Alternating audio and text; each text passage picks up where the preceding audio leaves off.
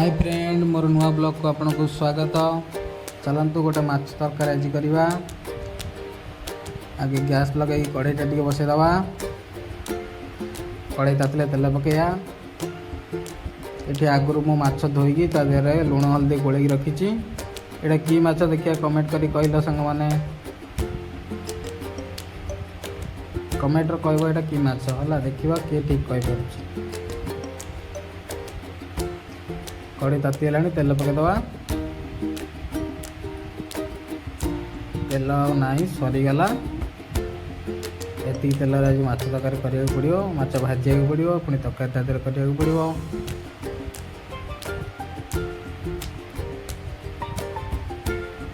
से गोटे भात बसई देखिए भात है ना आउ टे भात हम से गोटे कढ़ई तातिला चल चल माछ पका पूरा गरम है तेल माछ पकेबे। माछटा देखो जमार भांगन।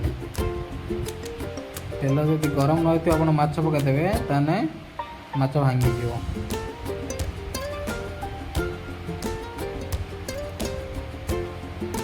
माछ हो आसला।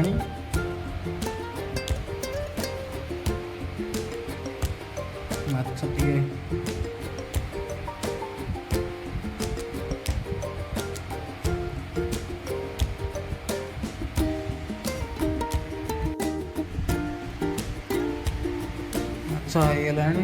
होगा माछ मसला दुटा पिज नहीं गोटे टमाटो दुटा लंका धनिया पत्ता टे अदा रसुण नहीं रखी मसला करने माछ तरकारी।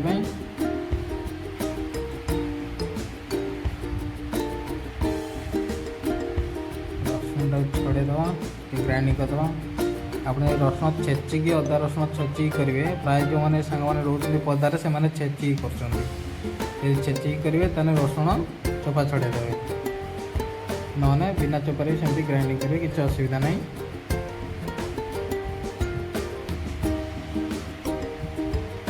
रसुण छड़े ग्राइंडिंग करदे मसला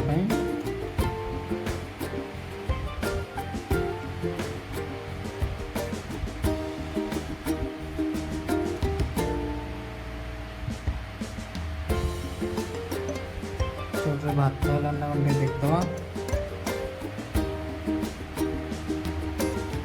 माछ उठेदवा।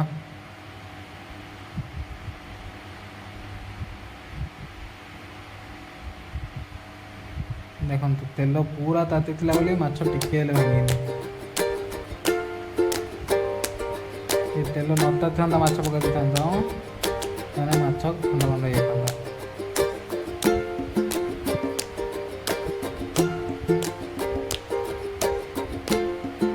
भात होगा भातटा टे गालदवा।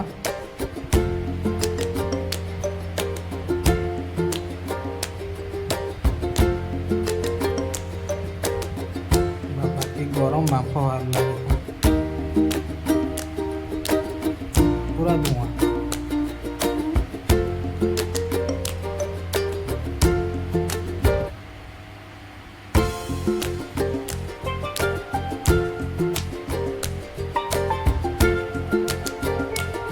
सांग मैंने बाहर रोचे रोसे कर खाऊँ निजे निजे हाथ में एत कष्ट से जान।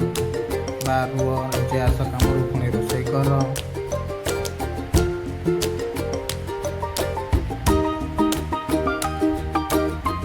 मसला ग्राइंडिंग कर अदा रसुण दे ग्राइंडिंग करदवा। भात भात सैला माछ भी अदा भजा अदा भजा हम।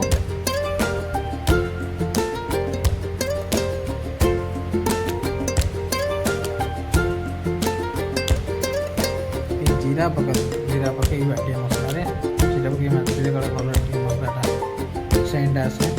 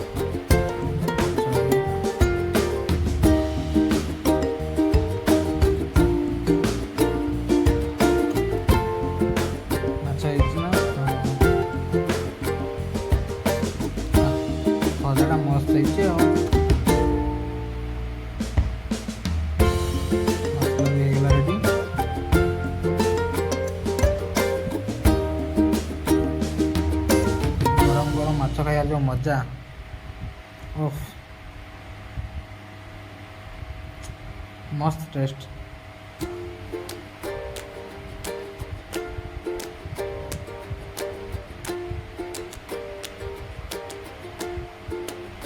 ଆହା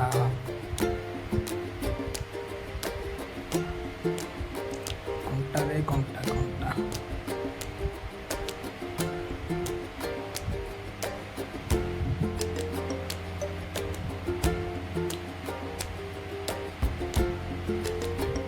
ପିଆଜ ଦୁଇଟା କାଟିଦେବା।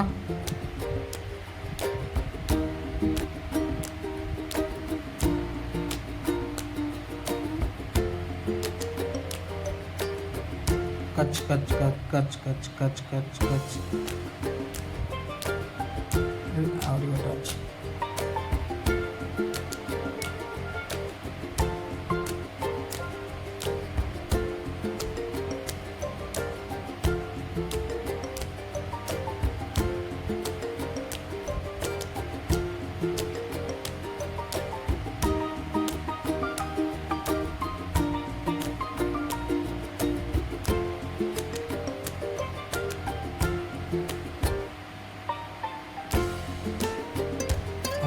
काटने जा टमाटो पियाज कंचा लगा नहीं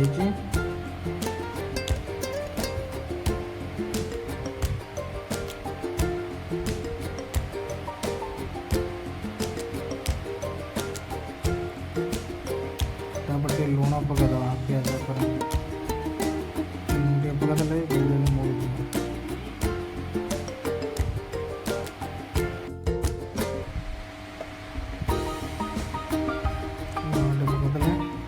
पियाजरा जल्दी जल्दी मोड़ी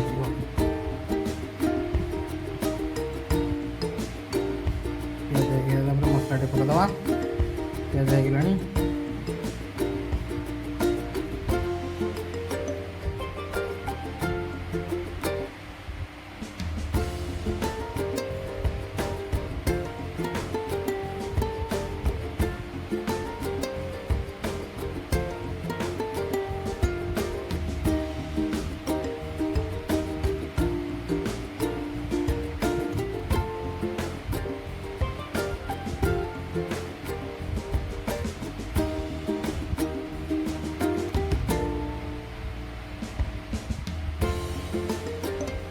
ଶାଗ ଭଳିଆ ଖାଲି ଖଡ଼ିକା ମାରି ଚାଲିଲି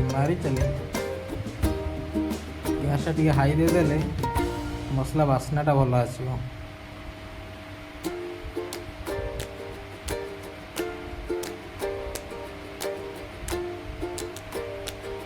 ଅଦା ରସୁଣ ସେଣ୍ଟଟା ଜଲ୍ଦି ଜଲ୍ଦି ପଡ଼ିବ। ହଳଦୀ ଗୁଣ୍ଡ, ତରକାରୀଟି ନାଲା ହେବା ପାଇଁ କାଶ୍ମୀରୀ ଲଙ୍କା ଗୁଣ୍ଡ ଟିକେ ପକାଇବା।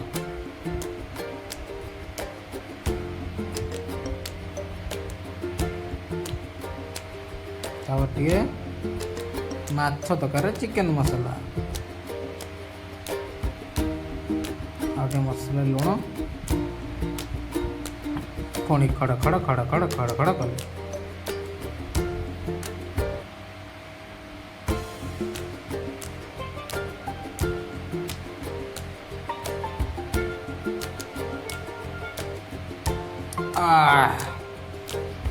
ମସଲା ବାସିଲା। ବର୍ଷା ହେଲାଣି ବୋଧେ।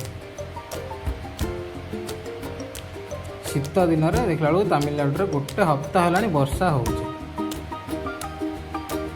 ସକାଳୁ ଡ୍ୟୁଟି ଗଲାବେଳେ ଟାଇମ୍ରେ ବି ହେଉଛି, ରାତି ସାରା ହେଉଛି। ରୋଷେଇ କରି କରି କାମ କରି କଙ୍କାଳ ବିନ୍ଧିଲାଣି।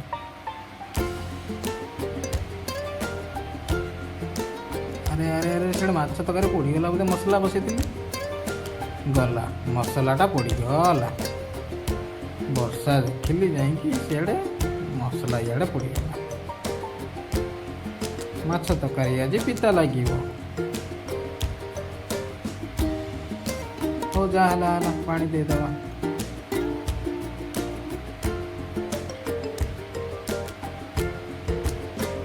ପାଣି ଦେଲା ପରେ ପାଣି ଟିକେ ଫୁଟିଲେ ମାଛ ପକେଇବା।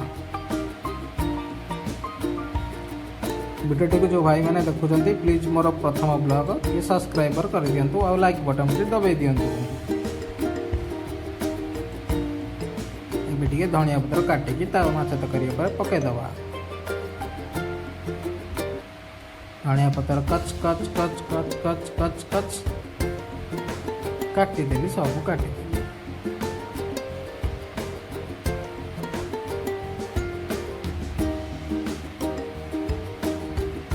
ଏବେ ଆମେ 2 ଜଣ ଖାଇମୁ, ସେଥିପାଇଁ 4-5 ପିସ୍ ମାଛ ପକେଇବୁ।